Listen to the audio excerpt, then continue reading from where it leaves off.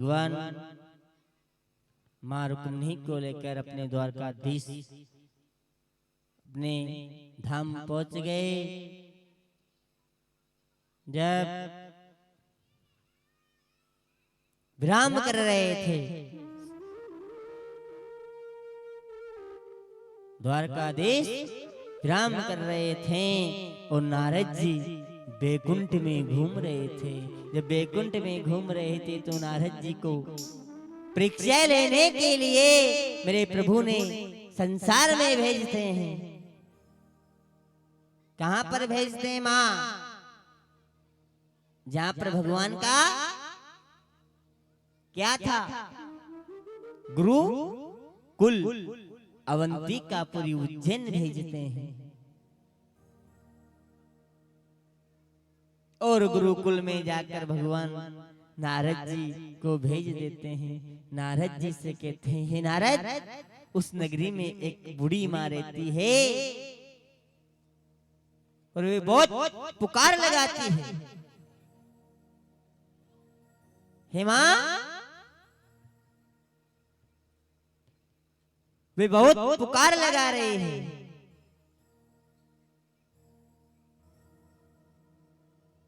साहब, जब भगवान मेरे द्वारकाधीश ने नारद जी से कहा, नारद जा मेरे गुरुकुल अवंतिकापुरी उज्जैन में एक माँ बेचारी बहुत दुखी है। जब घूमते घूमते प्रभु नारद जी को भेजते हैं। नारद जी घूम रहे हैं और उस बूढ़ी माँ के घर जाते हैं। माँ, किस बूढ़ी माँ के घर? जिस बूढ़ी माँ के बहू के संतान नहीं थी।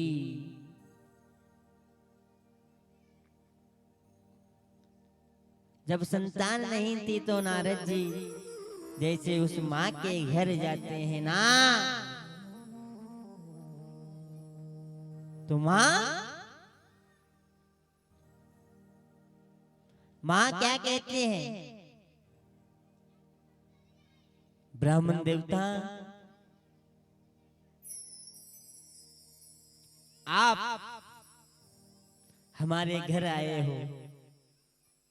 ब्राह्मण देवता, मैं बहुत दुखी हूं,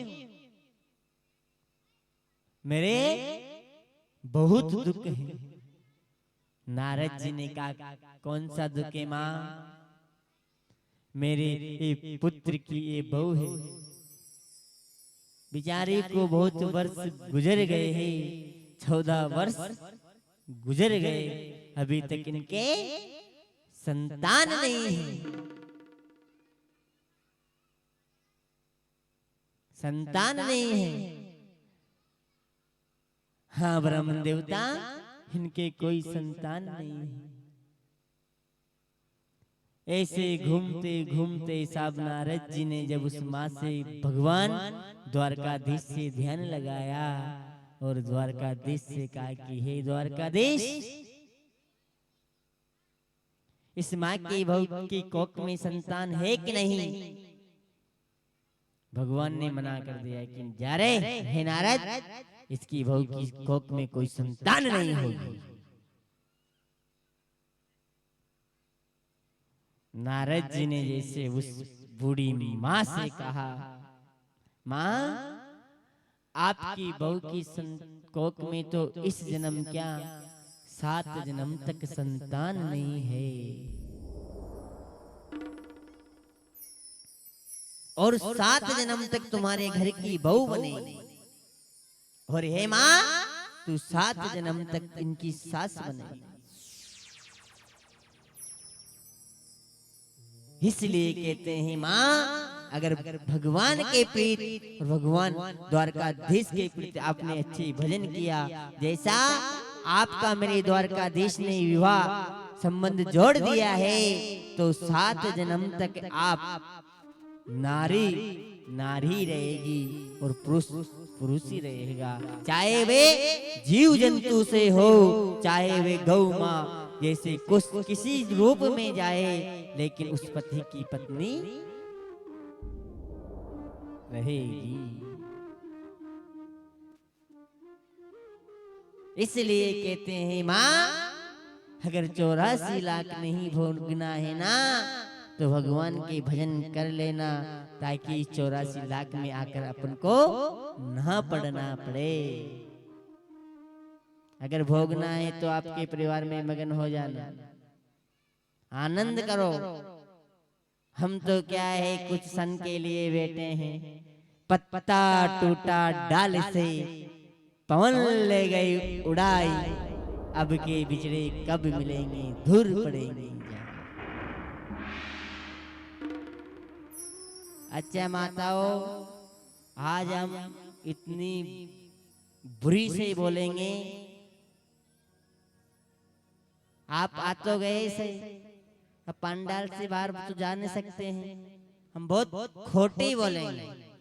अगर आपके बुरा भी लग जाए, कल से मत आना।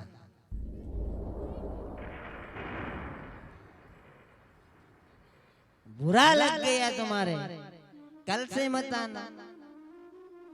हमारा तो हो गया 7 दिन द्वारकाधीश और भगवान लक्ष्मण जी महाराज ने 7वां दिन का रथ पूरा कर दिया है। नहीं माँ, अभी भी समय है। अभी आप भगवान के भजन में रम जाओ। जैसे उस नारद जी ने क्या कहा था कि हे माँ, तेरे 7 जन्म तक संतान नहीं है। अब साव उस बूढ़ी माँ के दिल में तो लग जाती है। भगवान ने भी नारद की परीक्षा ली थी, किस नारद को इसकी परीक्षा ले जाए। साहब, नारद की भगवान ने परीक्षा लेती है, उधर उस बूढ़ी माँ की परीक्षा नारद लेता है। नारद उस बूढ़ी माँ से कहकर निकल गया, चला गया। भगवान वे बैकुंठ में आराम कर रही थी। माँ सत्यभामा पैर दबा रही थी। इधर नारद जी उस नगरी में घूम रहे हैं, और उसी नगरी में जब एक साधु महात्मा ज्ञानी वहां पर भिक्षा के लिए निकलते हैं। जब भिक्षा के लिए निकलते हैं तो उस बूढ़ी माँ ने, नारद ने तो बाहर निकल जाता है, उस ब्राह्मण को वापस एक साधु को बुलाती है।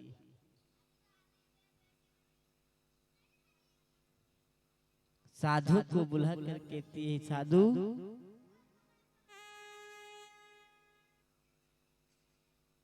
मेरे बहू के संतान नहीं है, ये मैं बहुत दुखी हूँ, इनकी कब संतान होगी। उस साधु ने हाथ जोड़कर भगवान से प्रार्थना की, हे प्रभु, इसकी बहू की कोख में संतान है कि नहीं है। महात्मा जी को मेरे द्वारकाधीश ने 2 दिन का मोहलत दी। हे महात्मा, मैं आपको 2 दिन बाद बता दूंगा कि इसके संतान है कि नहीं है।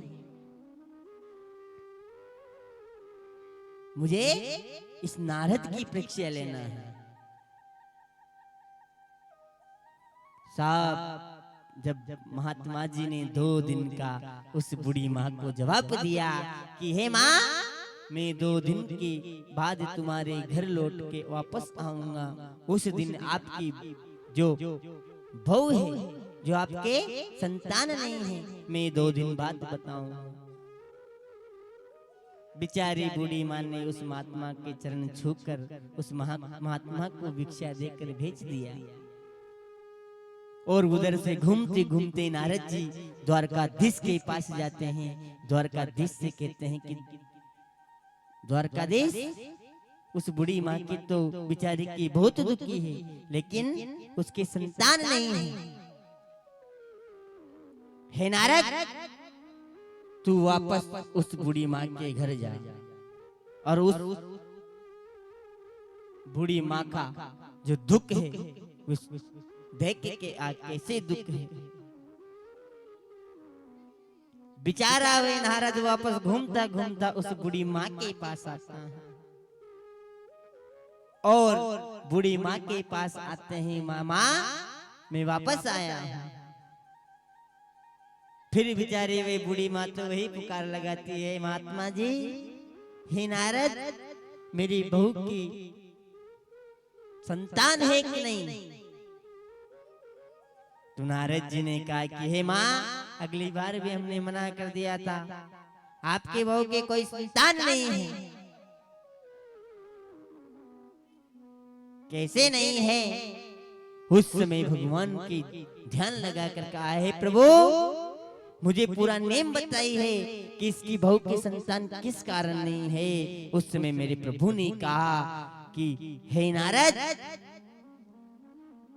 जब ये कन्या थी, 15-16 वर्ष की कन्या थी, इसके घर रहती थी। उस समय हे नारद, दिवाली के समय जब घर की सफाई कर रही थी, उस समय इनके घर एक चिड़िया ने घोंसला बना रखा था और उस घोंसले को देखकर, कचरा पात्र देखकर, कचरे देखकर इस कन्या ने उसमें नीचे से आग लगा दिया और उस घोंसले में 7 चिड़िए के अंडे थे, इसलिए बेचारा वह घोंसला जल गया।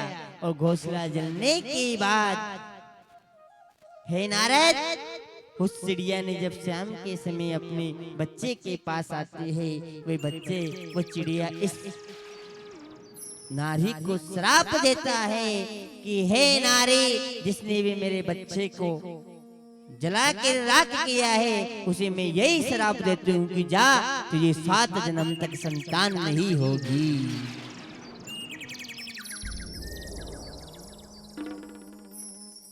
क्या यही श्राप देते हूँ कि तुझे 7 जन्म तक संतान नहीं होगी।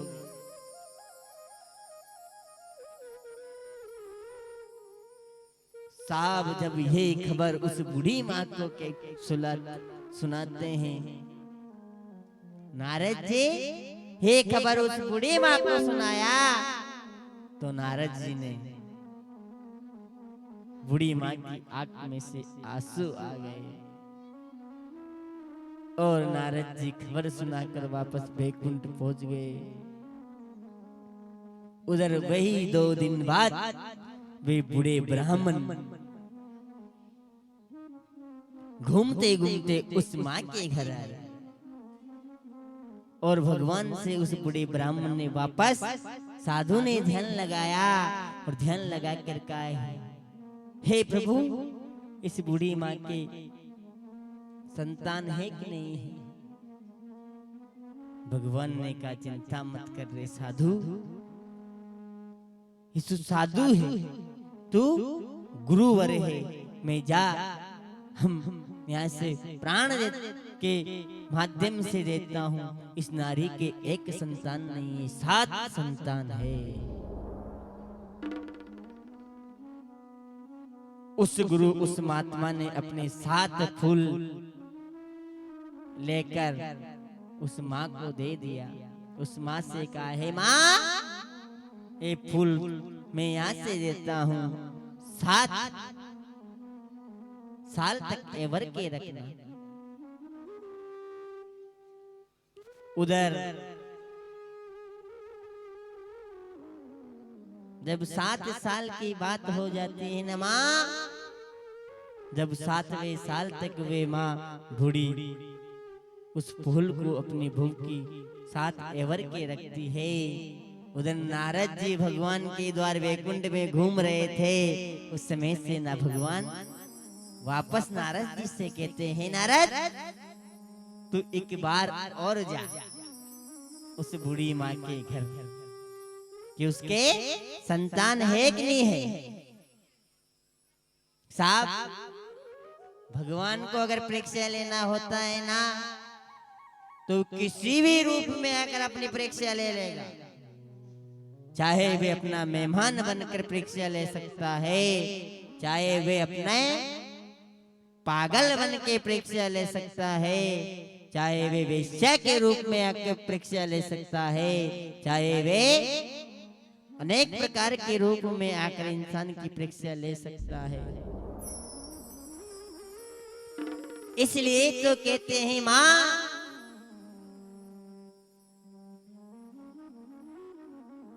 अपने मुख से कभी शब्द गलत मत निकालना, क्योंकि कहा जाता है कि भगवान इस जीवन पर 24 घंटे में एक क्षण के लिए पूरे संसार में माँ शारदा का वास होता है। क्या पूरे संसार में क्षण भर के लिए माँ शारदा अपनी जीभ पर आकर बैठती है। अगर उस समय अपने मुख से गलत शब्द निकल गया तो आपकी नैया डूब जाएगी। और माँ शारदा का अगर आशीर्वाद रहा और अपने साथ जब राम नाम की धुंध लगाकर बैठे हैं और उस समय माँ शारदा अगर कंठ में आकर बैठ जाती है तो फिर आपके घर आनंद हो जाता है। इसलिए कंठ पे माँ शारदा का वास जरूर होगा, चाहे 24 घंटे में क्षण भर के लिए किसी भी समय आ सकती है। ये क्या है माँ जो हम आपके पास बैठे हैं? ये माँ शारदा का कृपा है, माँ भगवती की कृपा है, गौ माँ की कृपा है, भगवान इष्ट की कृपा है जो आपके सामने 3 घंटे बैठकर भगवान की सेवा दे रहे हैं। बोले सतगुरुदेव भगवान की है। हमसे कल एक माँ ने सवाल किया, साहब जब हम बाहर घूम रहे थे तो उस माँ ने बहुत अच्छा प्रसंग किया। उस माँ ने कहा, गुरुदेव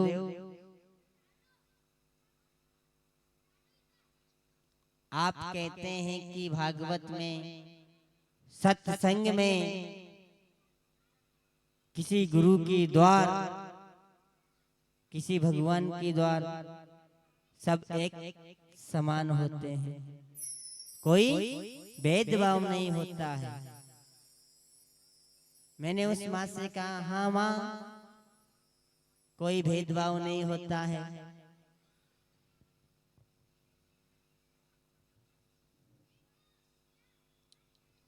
उस माँ से मैंने कहा है, माँ कोई भेदभाव नहीं होता है। तो ये माँ क्या जवाब देती है हमें? गुरुदेव जब भेदभाव नहीं होता है आप ही भेदभाव कर रहे हो। मैंने कैसे माँ? कि आप चौकी पे बैठते हो, हम जमीन पे बैठते हैं। क्या आप चौकी पे बैठते हो आप और हम जमीन पे बैठते हैं। उस माँ को मैंने जवाब दिया, ध्यान से सुन लेना। उस माँ ने भी कहा, वाह रे बेटा। उस माँ को क्या जवाब दिया? माँ हाँ मैं चौकी पे बैठता हूँ, आप जमीन पे बैठते हो। हे माँ मैं चौकीदार हूँ और आप जमींदार हो। अच्छा अब मेरे को ये बताओ, चौकीदार बड़ा होता है कि जमींदार बड़ा होता है? जमींदार बड़ा होता है। मैं तो भगवान की चौकीदारी कर रहा हूँ। हम भगवान ने चौकीदार बनाया है, इसलिए भगवान ने शरीर दिया है पता नहीं कब तक चलाएगा, लेकिन चौकीदार चौकीदार होता है माँ और जमींदार जमींदार होता है, इसलिए कोई भेदभाव नहीं होता। बोले सतगुरुदेव भगवान की, सावरिया सेठ की।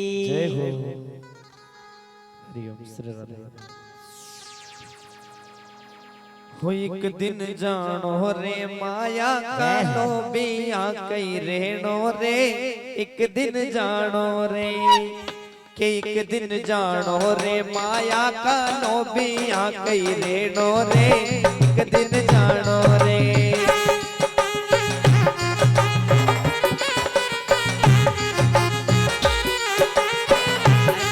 भगवान की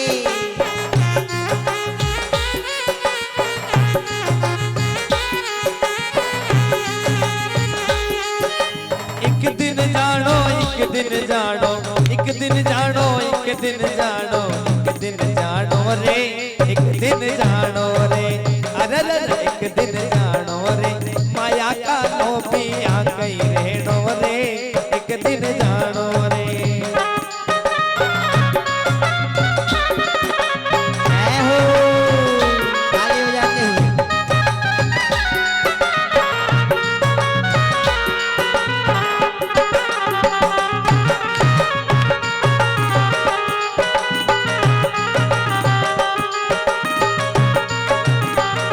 आनंद के साथ बताओ।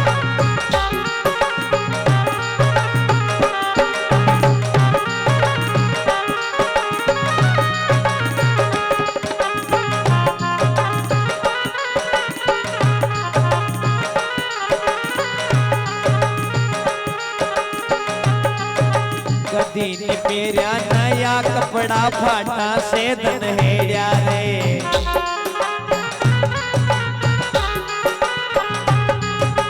कदीन पेरिया नया कपड़ा फाटा से धन हेड़िया रे।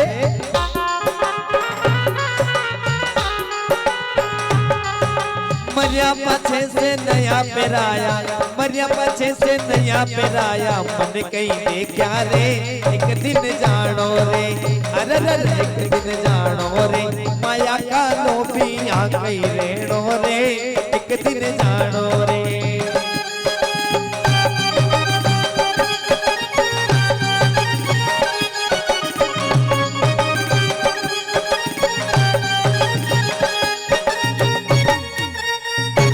जय हो।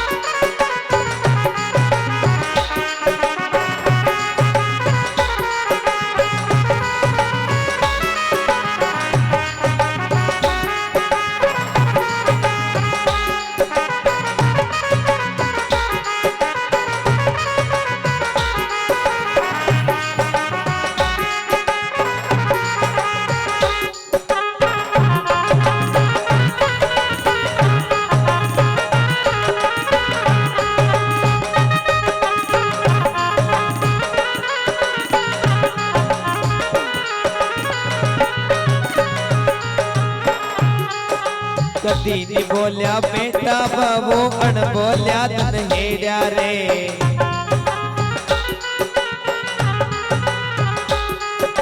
कटई नी बोलिया बेटा बाबू अण